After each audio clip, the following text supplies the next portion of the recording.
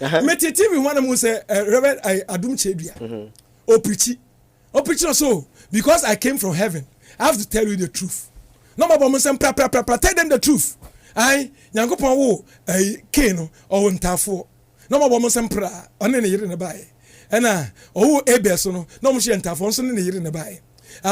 Because I came from heaven, I'm telling the truth. And the entia Kyei kun Eben, a man a mantina Kyei a bantina Kyei kun Eben. Oh, whether the ones are fair or the man or Cassatia man. A false teaching so. Now, Sadna or come, but I'm for him say, oh, review mysteries. And your mysteries. Yeah, magic. We are magic. Yeah, we went extra biblical sections. What I say? Extra biblical sections. No, yeah, you share Nema a yet soon a hint. Books are who draw me machine and baby Makoko and in Yamanamano. Oh, come here, I know where you are coming from. What does it? You are the prophecies of Adam and Eve. Prophet Adam and Eve, you know magic, Bonsama today. And as a walk with Tibia, catch microphone say, in magic, Bonsama can be actually on 2% country. What I came from heaven, so I want to tell the truth. I don't know. On we magicians, we have all these things. What I say? And we because where I came from, I know where you also coming from. But me say titi na mo say Obofour, Reverend Obofour. Sorry. I saw you obutu table to say. Now we about say papa me son da enemy who say na me gina na we can say me say. Okay, dia boy nsem and you say. There are some members na so ehun ono e won the dream no. And am dey church no the whole day. What does it mean? Is this a Christian church? What does it? A third level, third key of magic. Assembly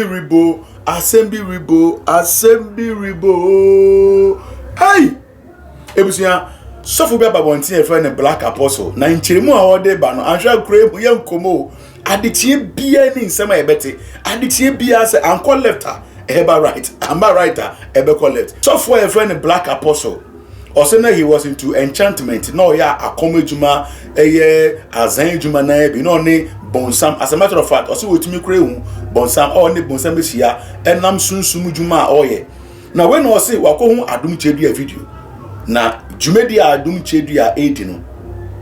Ebi na ne kan na oye. Na enye nyamesum bia enye deep revelation bia na ode ba ne mu no eye spiritual hidden secret ewo occult mu na ode ba na enye ono nko awo. Or say Reverend Obofour's Jumedi awodi no level 3 of occult. Ebusia. So my page name me Adom na so. Send am here apolo bia so na onse betuma kan na be nsene mu chiri mu na kasa na me de ebo. So for be a friend Black Apostle. Also why very confused. Confused e wo ekwaben so. O say kan no no na esumfo e na tu anamo. E na ye be preaching na say on sachara. E na we jai occult na sa esumu Jumedi ni na to onomo.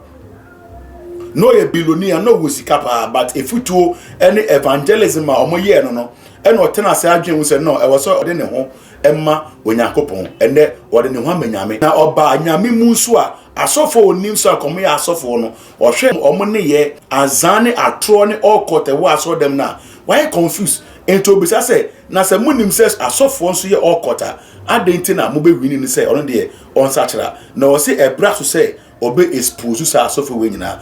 Yep, I saw the beer and a new waves. Sa Adom Chedua and the sankrofo no. They should tell the truth. Reverend, I said what I asked for him. Me TV one am say Reverend Adom Chedua. O preach also because I came from heaven. I have to tell you the truth.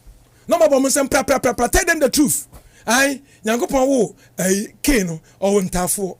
No more bomo say pra one ne yire ne bae. Ena o E.X.P.O.S.E no no mo hye ntafo so ne yire ne bae. Because I came from heaven, I'm telling the truth. And the entia Kyei kun Eben, a man a mantina Kyei a bantina Kyei kun Eben.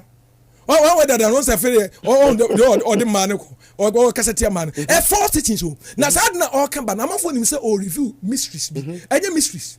Yeah, magic. We are magic. Yeah, we went extra biblical sections. What I say? Extra biblical sections. No, yeah, you share Nema a yet soon a hint. Books are who draw me machine and baby Makoko and in Yamanamano. Oh, come here, I know where you are coming from. What does it? You are the prophecies of Adam and Eve. Prophet Adam and Eve, you share no magic, Bonsama today. And as a walk with Tibia, catch microphone say, in magic, Bonsama can be actually on 2% country. What say I came from heaven, so I want to tell the truth. I don't know. want to cause some satanic teachings now. Or back at you say, once the entire by a Philippine tube. We have Philippine tube now. Once a left and right.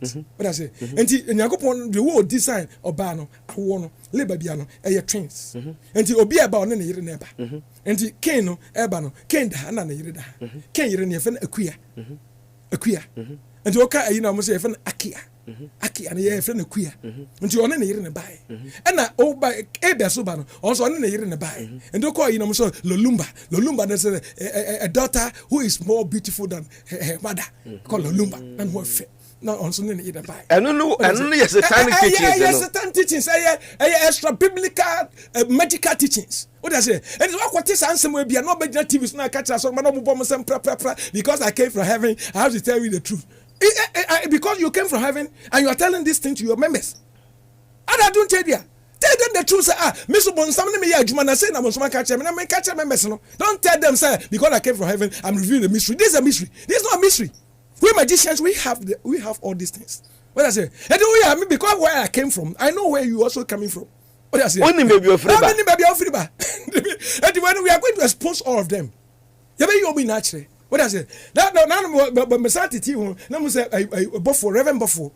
Sorry, I saw you. Obutu table to say. Now we are by say, Papa, my son, the enemy who say, now we can't say me say, okay, you boy and some, and you say, there are some members now so, no, I want to dream, and I'm there church the whole day. What does it mean? Is it a Christian church? What does it? A third level, third key of magic. A third key. Third key of magic. We are third key of magic. You communicate with the Father Trope. Father Trope is the father of magic. And you communicate with Father Trope. He give you a certain powers. That powers, a higher energy. That higher energy, a 666 frequency. That's higher energy. That high energy, so also I do not bomb then send it your pictures to your members, those who love you, those who trust you, those who believe you. And they all see you in their dreams. But the say, as will be permanent, not Reverend E.X.P.O.S.E, no bono, as of my son, there no be permanent, no be pure, no, hallelujah, hallelujah. That is magic. Hey, don't do professor. If you're a magician, tell them I'm a magician in disguise in Christ. Tell them the truth. What I say? Why are you deceiving your own people? Why are you trying to deceive your own people? Why are you trying to deceive your own people? Musi magic in me black apostle me nyai akom majai. Musi magic in majai. Me baya you are using the same thing in the church. You are confusing me. What I say? You are confusing black apostles and me kasa say black apostle. Esa kasa you mo biadin e ma sorry din. E say why didn't say me ma sorry din? I don't me mo biadin. You are confusing me. No. And they should come out and tell me the black apostle. They should come and tell me the truth.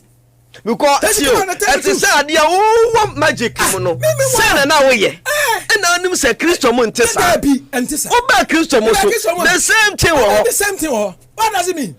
What does it and just opening ye boboso keke ya ye bisa say when the free nyame na when na free nyame akwa say ensenchene amanfo penti no ye ntumi nkyere say when the free nyame and I say when na free nyame then na say no kofio ni gbomobaye no kofio ni adesabaye ne wo anya na wie anukwale kakra ebedi nti no ye ntumi nka no kre mafo nimpa say di akwa we enye baso obeka pa de la lie or cantam on no kre no da intamafo I very confused but a career doso ama ye hu kremu papa na black apostle dia wo da better bonti ebusu message say wo so do adwen kire better bonti say who is saying the truth? Adom Chedua, Obofour and a black apostle. Akoye nipa 3.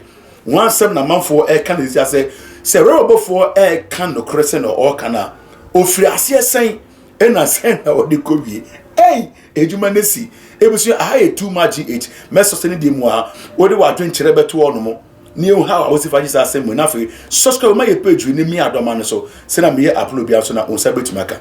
Makra.